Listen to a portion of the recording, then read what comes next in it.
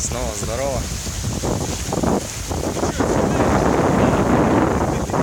Значит, мы вчера с Антохой работали в городе Бандарабас, на Тегеран. Самолет у нас в Тегеран только сегодня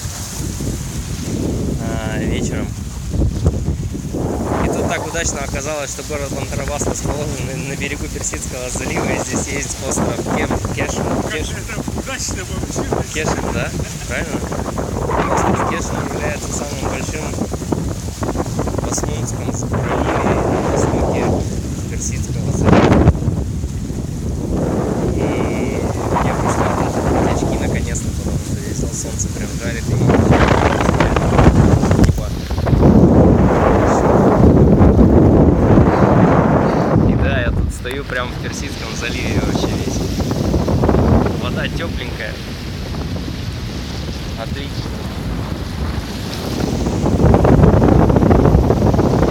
Не хочется ничего говорить, так просто постоять, послушать. Ну, прям. Первый раз, кстати, на море. Первый раз на море и типа повезло. Пришлось съездить. Не думал, что получится сюда попасть. Температура, в принципе, оттуда облачка какие-то набежали. Так, в принципе, жарко, нормально. Вода теплющая. Сейчас начнем плескаться, а вечером обратно в Тегеран. Хорошо.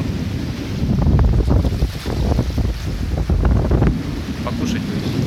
Но я думаю, с этим мы разберемся, потому что там он есть за спиной. Мы просто далеко отошли. Спиной там типа облагороженный пляж, там все дела. Люди